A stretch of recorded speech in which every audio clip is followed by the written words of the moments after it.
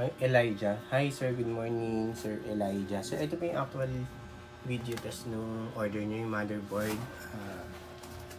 Gigabyte B365M DS3H. So, note lang po, hindi kasama yung mga memory tsaka yung video card.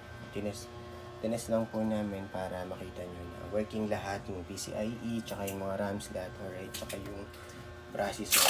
Pakita ko po later yung pinaka core niya, yung tawag doon, basta yung core. Tapos yan, serial number, may 7 days warranty po kayo, may warranty kami sticker sa likod. Pag may issue sir, note nyo lang, message nyo lang kami. Basta tapos wag nyo po alisin yung warranty sticker, alright? Ayan, buksan ko lang.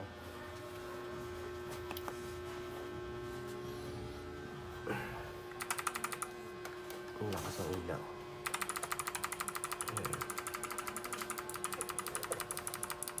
Ayan, tapos easy mode. Ayan, so yan po. Yung processor yan, detected naman i3 yung nakakabit.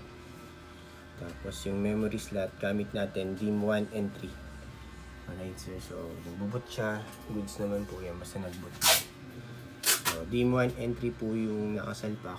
So, DIMM 1 and 3 yan po. 1 and 3 yan po kasi yung dual channel. Tapos, testingin naman natin yung DIMM 2 and 4. Para sure po tayo lahat ng RAM slot working. Yan, yung video card working naman po siya.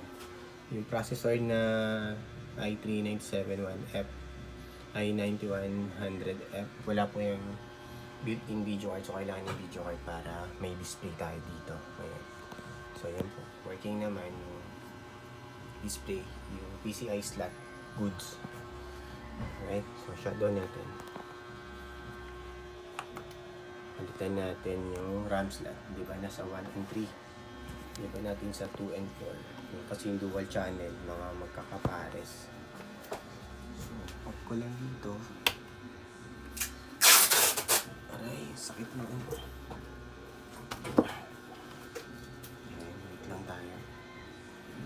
Lipat natin yung memory sa slot 2 and 4.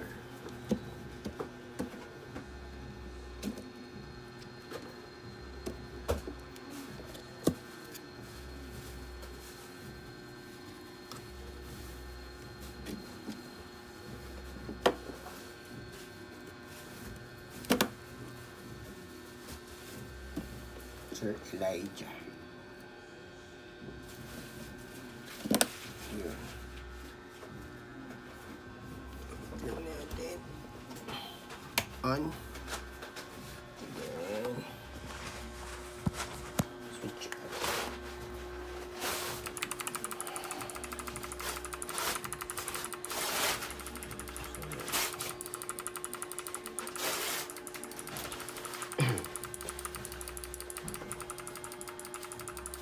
Yun.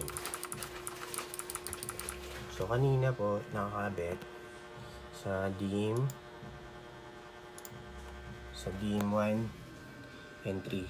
Yan. Ngayon po sa 2 and 4. Yan po yung dual channel. Yan po yung magkaka-pair. Pag pinabitan nyo ng memory, laging ganun. 1 and 3, 2 and 4. Para maka-dual channel kayo. Yan. So, all goods po. Lahat ng RAM slot working. PCI slot, yung kabilan ng video card o working, yung processor working. Pero papakita ko pa rin po yung core doon. Para, kasi pag may bend pins po, yung hindi po namin i-accept. So, papakita namin na walang bend pins po siya. Pag na-bend pins po yung void po yung warranty, lahat po ng store ganun.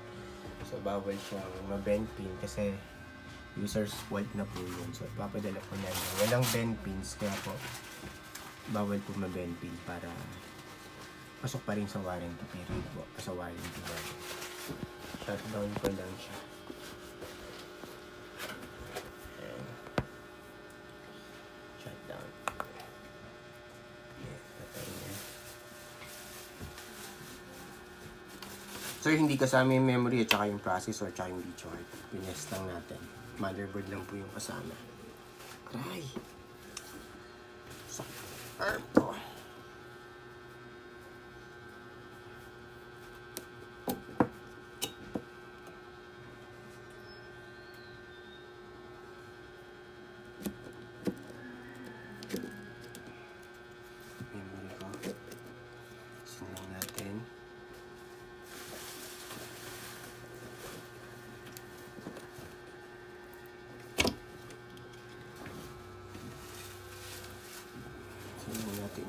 power source.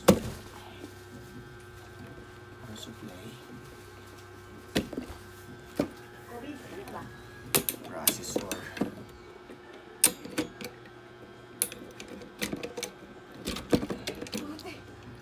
Ha? Yan yung gamit kong processor kanina. Yan, i3 9100F. Tapos pakita ko yung para makita nyo na walang bend pin. Serial number.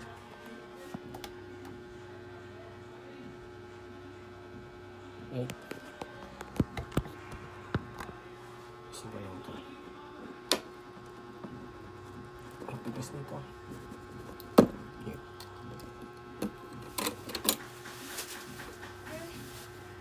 Ah.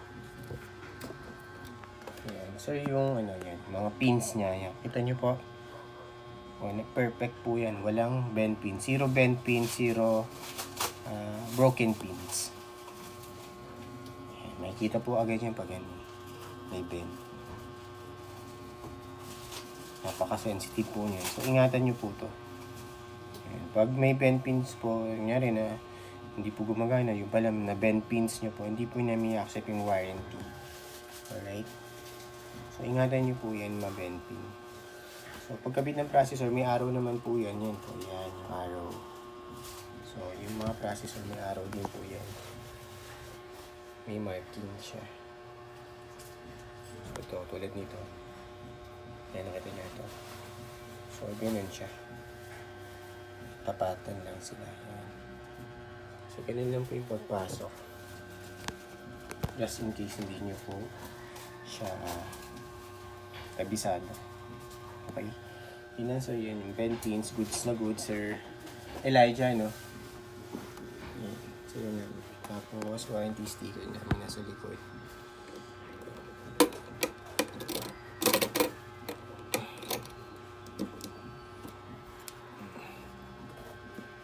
Kita ka lang sa...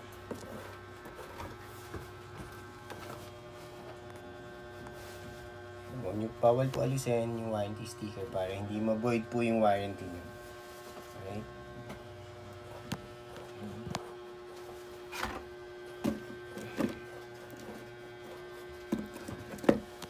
Ito ko lang yun.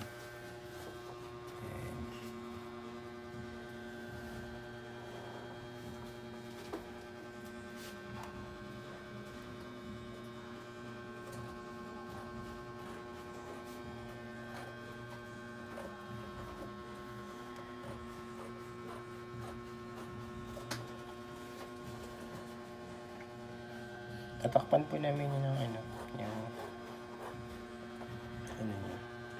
socket.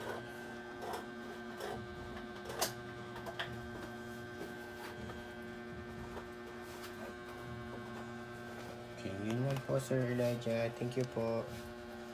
Upload namin sa YouTube channel namin. Thank you. Bye.